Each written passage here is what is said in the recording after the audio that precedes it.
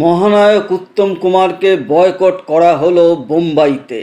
কেন করা হয়েছিল, কারা করেছিল, এদের মধ্যে কাদের মদত ছিল এবং কতদিন এই বয়কট চলেছিল এবং এই বয়কটের জন্য মহানায়কের হিন্দি ছবির ক্যারিয়ারে কি প্রভাব পড়েছিল তার সবকিছু জানবো আমরা এই ভিডিওতে। এই ভিডিওটি একটি অনুরোধের ভিডিও। পুরো পাল এই ভিডিওটি আনার জন্য অনুরোধ করেছিলেন এবং তার অনুরোধে আমি এই ভিডিওটি নিয়ে এসেছি এবং তার সঙ্গে অবশ্যই অসংখ্য উত্তম ভক্তদের জন্য এই ভিডিওটি শুরু করার আগে এখনো যারা চ্যানেলটিকে সাবস্ক্রাইব করেননি এক্ষুনি করে নিন, কারণ এখানে আপনারা যে ইনফরমেশন পাবেন তা কিন্তু আর অন্য কোথাও পাবেন না। তো চলুন আমরা দেরি না করে এই ভিডিওটা শুরু করি।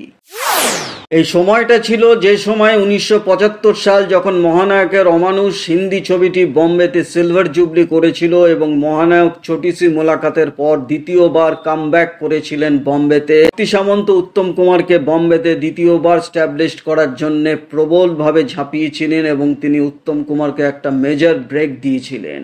তো স্বাভাবিকভাবেই এই ছবিটি সিলভার জুবলি হওয়ার পর প্রচুর প্রডিউসার ডাইরেক্টররা উত্তম কুমারের সাইন করেন তাদের নতুন ছবিতে এবং সেই সময় এক সপ্তাহের মধ্যে উত্তম কুমার প্রায় 6-7টি ছবি সাইন করেছিলেন এবং আরো বহু ছবির কথা আলোচনার মধ্যে চলছিল।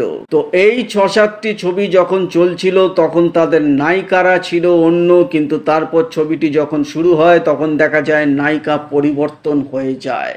এই সময় একটি ম্যাগাজিনে ছাপা হয় যে উত্তম কুমারকে বয়কট করা হয়েছে বোম্বেতে এবং বোম্বের প্রথম সারির নায়িকারা উত্তম কুমারের সঙ্গে কাজ করতে চাইছেন না। এই ম্যাগাজিনের খবরটি যখন উত্তম কুমারের চোখে পড়ে তখন তিনি নিজেও অবাক হয়ে যান যে একজন শিল্পী হয়ে আরেকজন শিল্পীর সঙ্গে কাজ করতে চাইছেন না, এটা কিরকম ব্যবহার।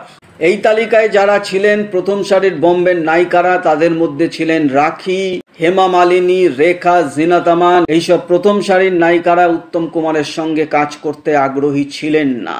প্রথমে উত্তম কুমার ব্যাপারটাকে বিশ্বাস করেননি, একটা গুজব ভেবেছিলেন, কিন্তু তারপর যখন তিনি দেখেন যে দুটি ছবি তার নায়িকা হওয়ার কথা ছিল এবং পরে দেখা যায় সেই দুটি ছবির নায়িকা অন্য একজন হয়েছিলেন, তো তখনই তিনি পরিষ্কার বুঝে যান যে হ্যাঁ, এটি গুজব না, এটি সত্যি বয়কট তাকে করা হয়েছিল। এই দুটি ছবি ছিল একটি বন্দি ছবিটি রাখির করা কথা ছিল এবং তার সঙ্গে সমস্ত কথা ফাইনাল হয়ে যায়। পরে যখন উত্তম কুমার ছবিটি করতে আসেন দেখে রাখির জায়গায় সুলক্ষণা পণ্ডিত চলে এসেছেন এবং আরেকটি ছবি ছিল কিতাব।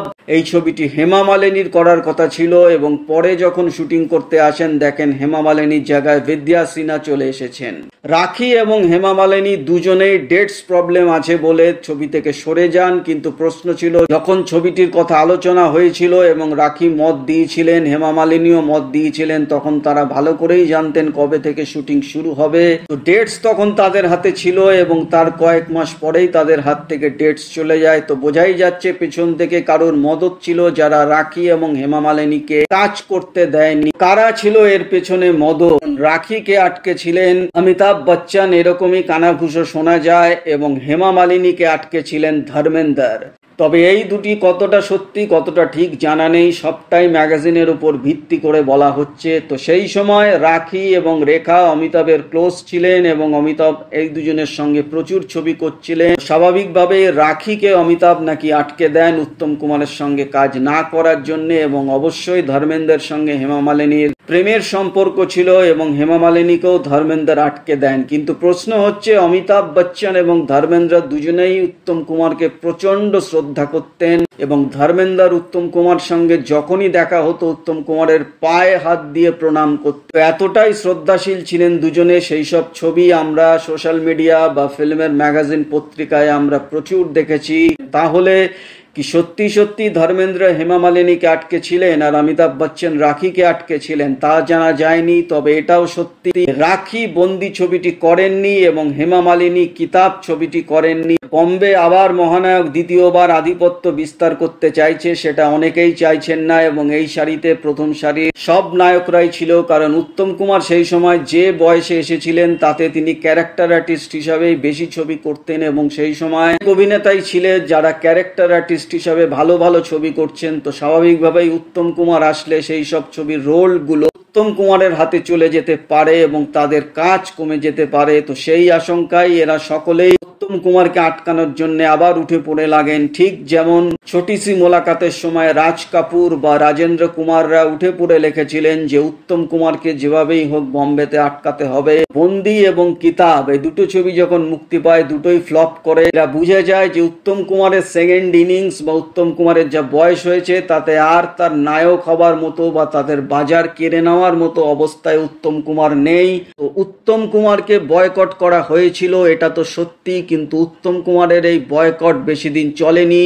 তবে এরপর হেমা মালিনীর সঙ্গে একটি ছবি করার কথা ছিল উত্তম কুমারের। শক্তি সামন্ত স্ত্রীর রিমেক করছিলেন, সেখানে হেমা মালিনীকে নিয়ে আসার কথা ছিল, কিন্তু উত্তম কুমার মারা যাওয়ার পর ছবিটি বন্ধ হয়ে যায়। পরে অবশ্য সঞ্জীব কুমারকে নিয়ে ইয়াশ নামে স্ত্রীর ছবির রিমেক হয়, যদিও এই ছবিটিও চলেনি। তো পরিষ্কার কথায় দেখা যায় যে উত্তম কুমার বম্বেতে সফল হননি, কারণ উত্তম কুমার বাংলাতে মহানায়ক ছিলেন, বম্বেতে উত্তম কুমার বা উত্তম কুমারের ইমেজ সেভাবে কাজ করেনি। যদিও শ্রদ্ধা বা ভালোবাসা যা ছিল তা বম্বেতে সকলের সঙ্গেই উত্তম কুমারের শেষ দিন পর্যন্ত তা অব্যাহত ছিল।